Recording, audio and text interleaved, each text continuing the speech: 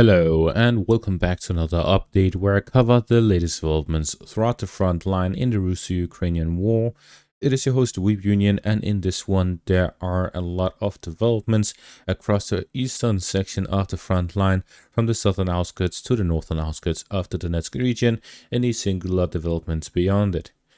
The Russians have managed to advance from the southern outskirts of the Donetsk region, advancing here west of Velika Novooleksandrivka towards the Pokrovsk border area.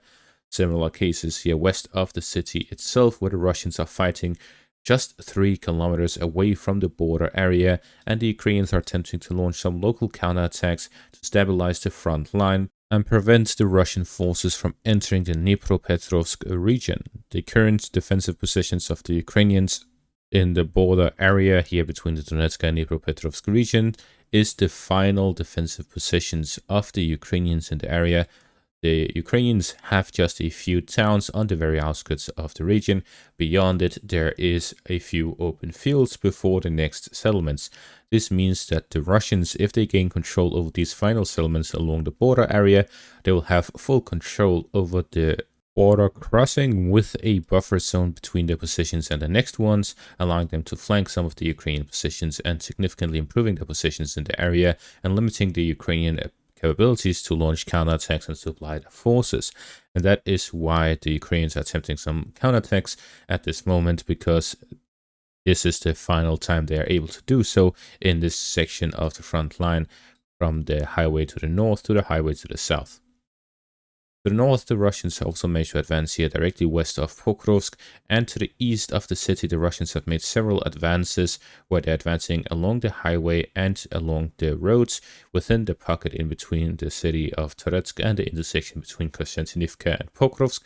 where they continue offensive operations in this pocket area, both on the eastern and western parts of it. Russians also managed to advance north of Chesev Yar and along the Serbis river line on the eastern and western banks of it, and in the Kharkiv region, advancing a small bit along the east of Borova. So with this, we see that there are numerous Russian advances and a singular Ukrainian advance here on the 3rd day of May, including some updates from the night of the 3rd to the morning of the 4th. Starting out in the southern parts of the Donetsk region, the Russians advance here northwest of Novooleksandrivka, gaining control over a fortified position of the Ukrainians in the area, securing the surrounding areas near the town, and developing their offensive operations towards the Zaporizhia border area, where the regions of the Donetsk, Zaporizhia, and Dnipropetrovsk regions meet. The Russians are here looking to flank the rear of the Ukrainian fortified lines along the Zaporizhia section of the front line, and also to widen the front here along the defensive line of the Ukrainians here to the north of these positions for offensive operations to reach into Vidnopole, gain control of that, and into Shevchenko here to the south of the defensive lines to relieve some of the pressure on the Russian forces near Vesele and expand their offensive operations towards the east of these fortified positions, attacking it from the rear, while the Russians continued offensive operations here west of Kudahove. The Russians also managed to advance north of Andrivka, where they are aligning the front line along the forest lines, capturing one forest line after another to continue their advances alongside the northern flank of Andrivka. Securing the northern flank will allow them to flank the fortified positions of the Ukrainians in the area and reach into Oleksivka from the north.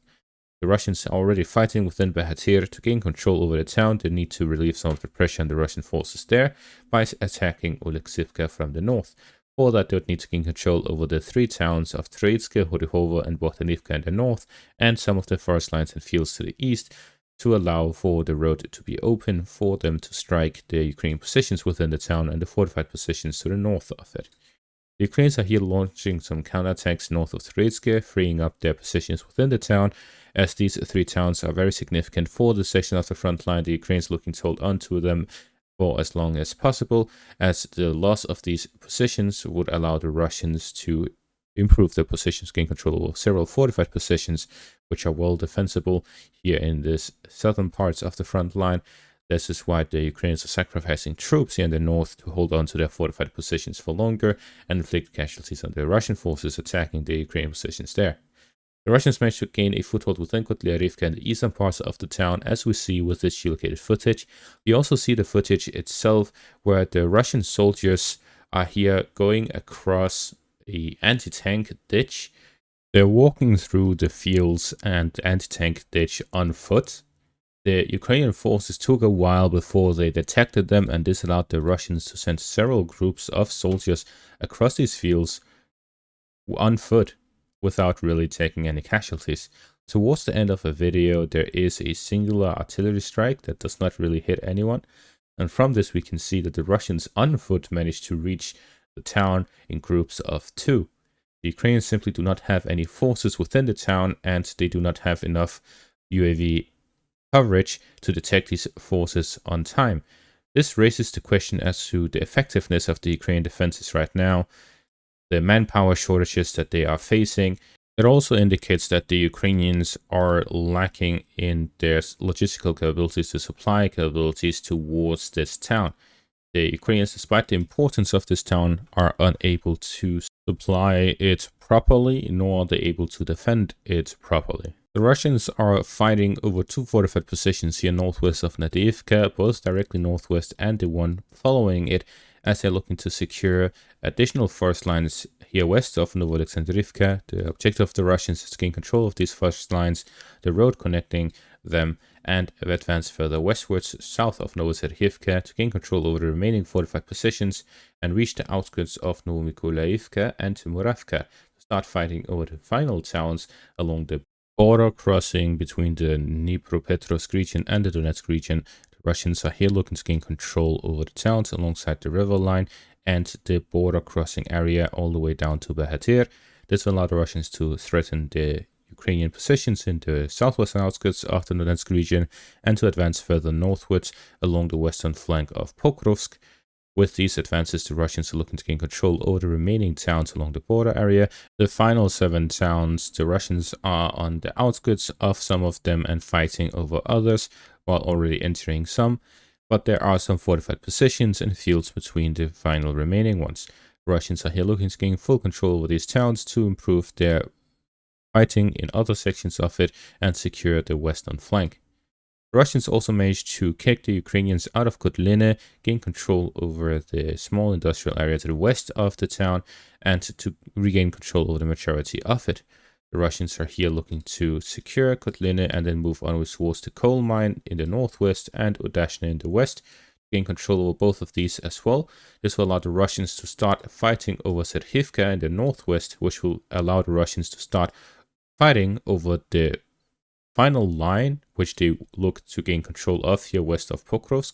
In my previous video, I mentioned that this area right here is about the goal the Russians are looking to gain control of, to threaten the Ukrainian supply to Pokrovsk itself. Therefore, the Russians are looking to gain control over Udashne, the coal mine here to the northwest, advance further towards Serhivka, cut off this highway to the northwest of Pokrovsk, then move onwards towards Ryshine in the east and Kamyanka in the west, gain control over this defensive line of the Ukrainians northwest of Pokrovsk, which allowed the Russians to have direct fire control over the highway to the north of Pokrovsk, and also to physically cut off several supply lines to the west and northwest of the city. This will leave only the northern highway and some supply roads to the east, where the Russians are also fighting on the eastern flank of Pokrovsk, gaining a foothold within the town of Novooleksandrivka, gaining control over several fortified positions in the area, and threatening the fortified positions west of Tarasivka to advance along the main highway and to gain control over Novooleksandrivka,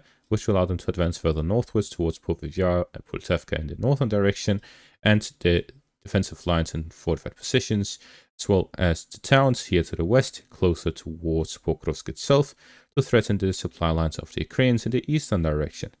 The Russians are also storming the town of Melinivka, where we see this footage here of a Russian armored convoy moving along the main road towards Melinivka. The Russians are here looking to gain a foothold within the town and gain full control of it, where they're launching these armored assaults to gain their infantry into it, where the infantry can start fighting over the town, while the Ukrainians are launching FPV drones and artillery strikes to prevent the Russian foothold within it. Russians are already fighting within the farm area in the eastern outskirts of the town and are moving onwards towards the main parts of the town as well as the fortified positions in the area. The Russians launching a combined strike towards Melinivka from the east and through the capture of Yelisavetivka, which is being fought over right now. The Russians are looking to bypass the defensive lines by attacking them and flanking them from the rear, and then flanking Malinivka itself from the rear to gain control over the town and the Mirne as well to the west, and then advance along the Kasenyi River here to the northwest of Novooleksandrivka and attack Mykolaiivka as well. From the footage we saw the Russians are not having their vehicles be too close to each other. They're spreading very far from each other. We saw an example of some of these farm buildings being attacked where a vehicle was drawing from the northern flank, one from the southern flank, and the distance was vast. Despite the fact that they were attacking the same target, they were able to work together and pin the Ukrainian forces down while dropping off their own infantry. The Russians have significantly improved with these armored assaults compared to previously.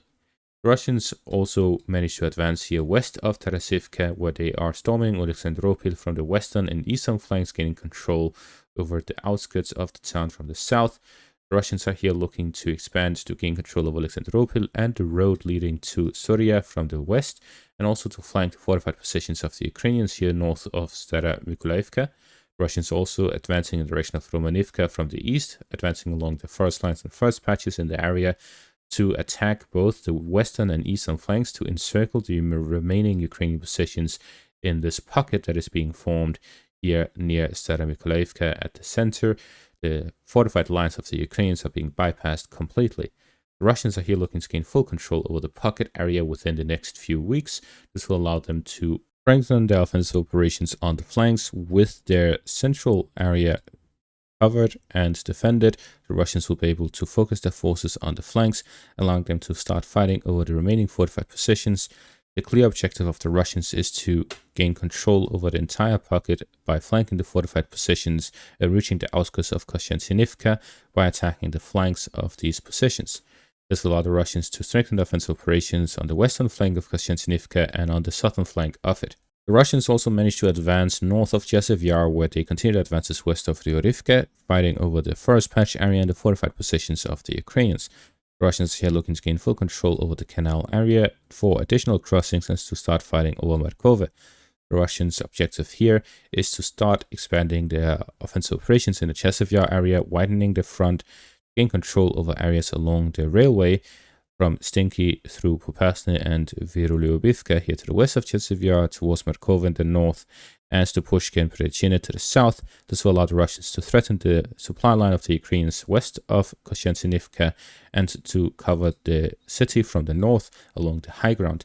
The Russians looking to align the front line with the south, east, and north of Kostyantinivka to operationally encircle the city. Along the Serebets River line, the Russians have regained a foothold within the town of Torske, gaining control over the fortified positions in the northern outskirts of the town. They've also managed to gain full control over Mirne and the fortified positions there for an additional crossing near Yampolivka to the western bank of the Serebets River line to expand the offensive operations along the bridgehead across for offensive operations towards Liman, the rear of Sarishne, to the west towards Losove, and to the north towards Borova. To the east of Borova, the Russians also managed to secure Stepi, but were kicked out of Kopanki, withdrawing from Kopanki to double down on Stepi. Now that they've secured Stepi, they will look to re-enter Kopanki, regain control over the town, and then fight over the fortified positions and the forest lines here in the area to expand their bridgehead across the Serbis River line and to connect with the forces on the western bank of the Serbis River line near Ivanivka,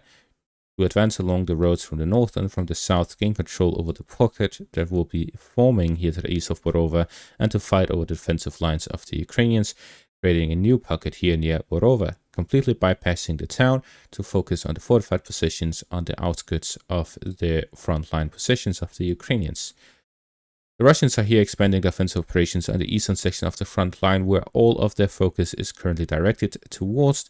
The Russians are only launching mostly positional fighting, heavily relying on artillery, FPV drones, and long-range strikes in the northern section of the front line and in the southern section of the front line, where the Ukrainians are dug in heavily fortified lines, while the defensive lines in the Donetsk region are crumbling under the intensified efforts of the Russian offensive forces, launching offensive operations that have significantly intensified here in the month of May, where the Russians will look to gain full control over the Donetsk region this year. And that is going to be all for this update. Thank you for watching. Make sure to leave a like, subscribe, check out my Patreon and YouTube membership for additional content. Thank you for watching and have a great day.